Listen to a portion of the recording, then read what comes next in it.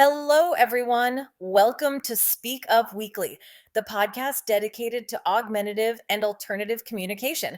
My name is Lisa, your host. And I'm Rania, your co host. And have you ever stopped to think that there might be like a secret language behind almost everything we say? Not really hidden, but maybe so basic, so fundamental that we just don't notice its power.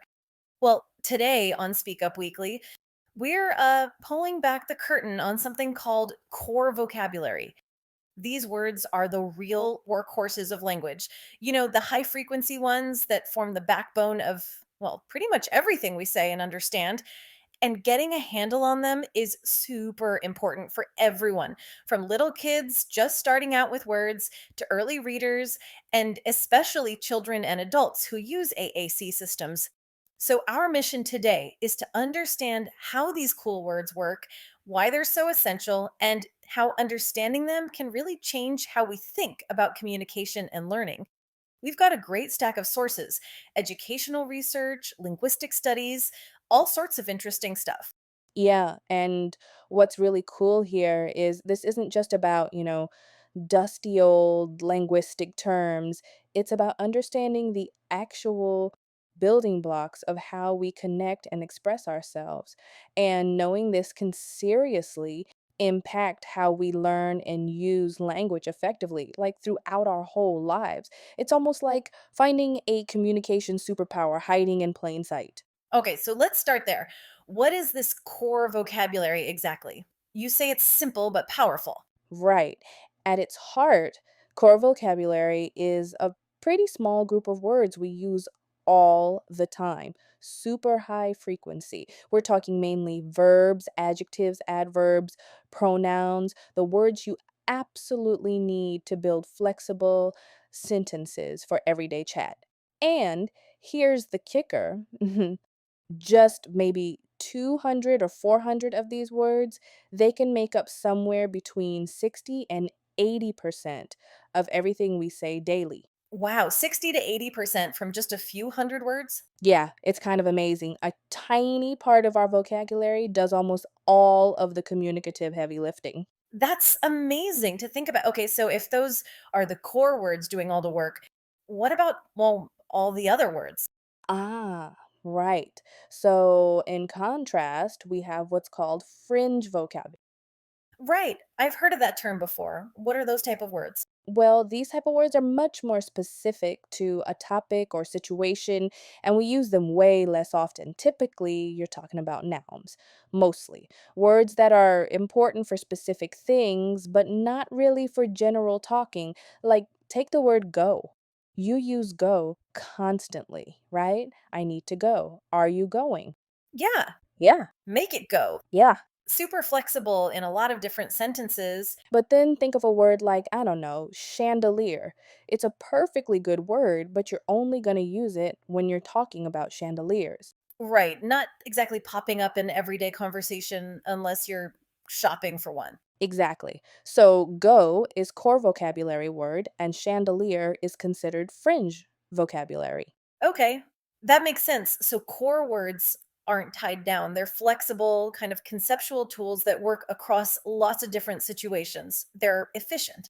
Exactly. They're like the versatile building blocks, the scaffolding that lets us create countless unique messages.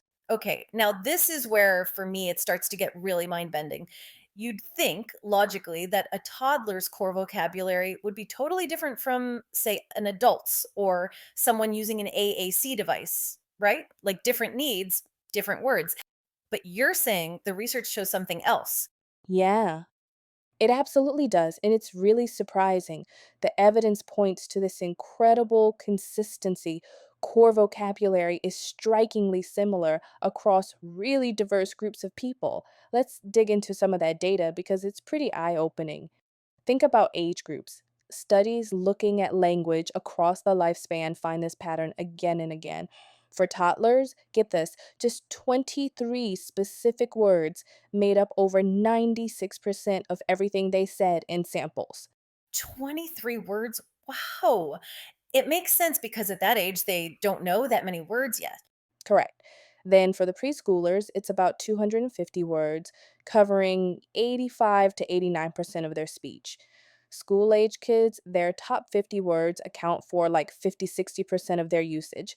Adults, we use around 350 core words for nearly 80% of our conversation.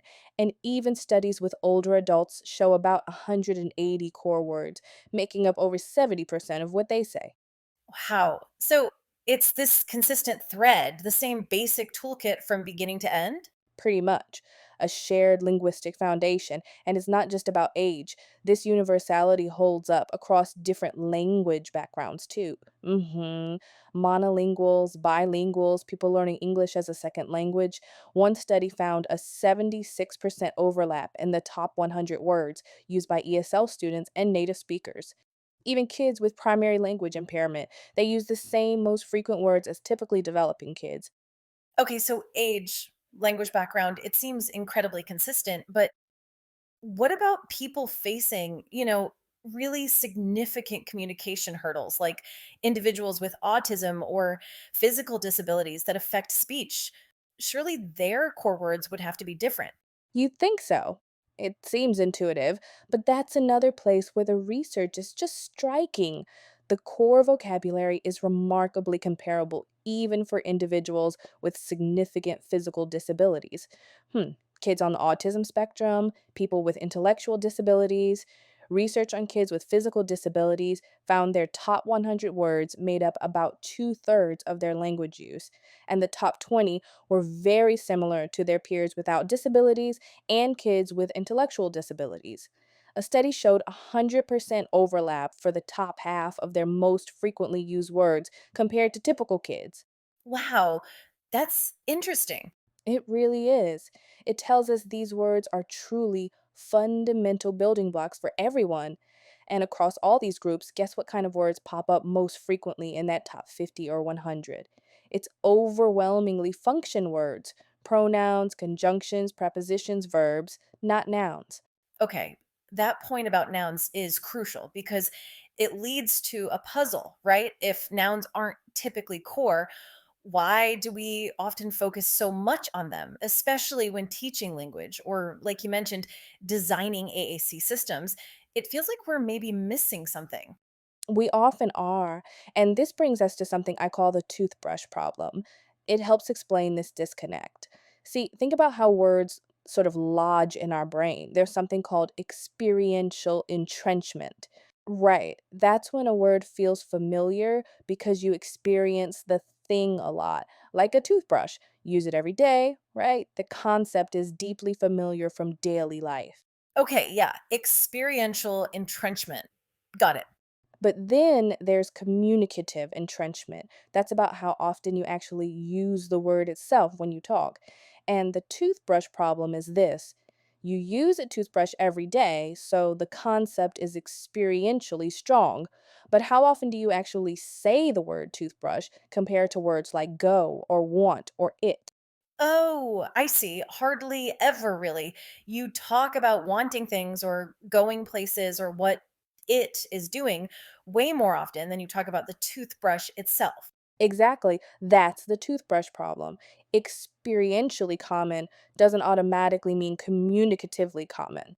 Right. So, how does that mistake, focusing on the toothbrush kind of words, play out in things like AAC? Well, it connects directly to a common issue in AAC design and teaching. People often load up AAC systems with nouns, pictures of cookies, balls, toys, because nouns seem easy to teach, easy to make a picture for.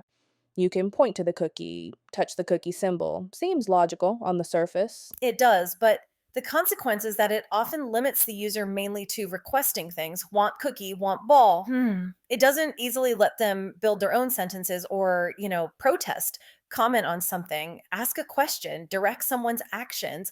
It prioritizes things you can easily see or touch over the words we actually use most often to communicate flexibly. It's like giving someone a picture dictionary instead of a grammar toolkit. Okay, so understanding this, core words are universal, they're efficient, nouns maybe aren't the first priority. How do we actually apply this knowledge? How does it help someone learning to read or someone using an AAC device? What are the practical steps? Great question. The implications are pretty broad. Let's start with early reading. We know vocabulary is key, but it's also about morphology. That's understanding how words are built. Prefixes, suffixes, roots. It's like cracking a code. If you understand using or unno, you suddenly unlock lots more words. So, explicitly teaching word meanings and these word parts and spelling is really important. Showing the written word, saying it clearly, connecting it to things the child already knows, that builds deeper understanding. So it's not just about memorizing words, but understanding how they work, how they're put together. Exactly. And for AAC, the strategies are just as important. When you're teaching core vocabulary, you need to model it constantly in lots of different situations. Use visual supports, give tons of chances to practice, and importantly, make it fun. Use games, activities, play. Then there's the system design itself. AAC devices need to have those core words front and center. Easy to find, easy to access, not buried 3 menus deep. Some people talk about a 4.1 rule, aiming for at least 4 core words easily available for every one French word. 4 core for every French. That ensures flexibility. Right. It ensures the user can build sentences, not just pick nouns, because core words let you do so much more than request. They let you protest, stop that, comment. It's big, direct, turn it up. Is that? They let you build real, novel sentences, your own thoughts, not just pre programmed phrases. That's the goal, isn't it? Giving people the tools to say what they want to say. Can we look at a few examples, like break down how some of these simple core words are actually powerhouses? Absolutely. Let's take stop. Seems basic, right? But it's incredibly powerful for protesting or controlling a situation. You can use it in play, stop if someone's tickling too much. Or with music, stop the song. You could even use it playfully, like blocking the TV screen and prompting stop. It works across so many contexts to mean make this action cease. Mhm. Okay, yeah. Simple word, big impact. What about another one? How about the word go? Super versatile, right? It's about movement, obviously. Let's go outside. Easy, But also starting things like asking for bubbles to go up, easy, or even again protesting with a phrase like go away. It essentially covers starting, moving, leaving. easy. Very nice. And the word turn, that feels like it could have a lot of meanings. Oh, yes, turn is a fantastic word. You look it up, there are tons of meanings. It can mean physically rotating, turning the page, or activating something, turn on the light, turn off the TV, changing direction, turn left, or even taking turns in a game. My turn. Wow. Okay, that one word does a lot. And then the word make. That's another incredibly flexible one. It can mean create, make a tower, or cause something to happen. Make it stop. Make it go faster. It's great for cooking, crafts, any kind of creation or control. Mhm, and you mentioned that earlier. It seems almost too simple? But think about it. That is so useful when you don't know the noun or it's not on your device. You can request, get that. Pointing maybe, yeah, or direct attention, look at that, or protest, stop that. It's a pointer, a specifier, incredibly useful. Wow. It really is amazing how these few words weave together. And you mentioned earlier they can help describe things when you don't have the specific noun. Yes. That's where the real communication magic happens, as well as the flexibility. Imagine you're baking, maybe using an AAC app like Speakeasy, and you don't have the word flour. With core words, you can maybe say, put in that white dry stuff, or describe oil as wet and see through. You're using your core toolkit to describe the world, to build meaning. That's true communication, not just label mashing. It's about empowering people to construct their own messages, comment, complain, connect, not just pick from a list. Okay. So pulling this all together, we've gone deep into core vocabulary. This small set of words, that turns out, does the vast majority of the work in communication. That's the essence of it. They're the hidden structure, the vital connections. Exactly. And understanding this, prioritizing these words, it has huge implications from helping kids learn to read by focusing on word meanings and how words are built to designing better AAC systems and teaching strategies that give users real, flexible, generative language. It really empowers people to express themselves fully, understand better, and truly connect. It fundamentally shifts the focus from just memorizing lists of nouns to mastering the flexible tools, the verbs, the prepositions, the pronouns that actually build language, the soul of language, you could say. So, maybe a little challenge for you listening. The next time you're talking or listening or reading something, just notice. Pay attention to how often these core words go: stop, make it, that is, want. Look how often they appear. And you might actually be amazed at how much of our rich, complex language relies on this surprisingly simple but incredibly powerful foundation. And maybe take it one step further. Think about what this universality implies. If the same core words work for almost everyone, regardless of age, ability, or background, what does that tell us? What other parts of how we think and communicate might be more fundamental, more shared than we usually assume? It's a fascinating question about what connects us all. Yeah, yes, for sure. Well, thank you everyone for listening today. If you haven't had a chance to get your free 90-day trial to the Speakeasy mobile app, check it out on the Apple iOS store or the Google Play Store. It's also available on the Amazon App Store.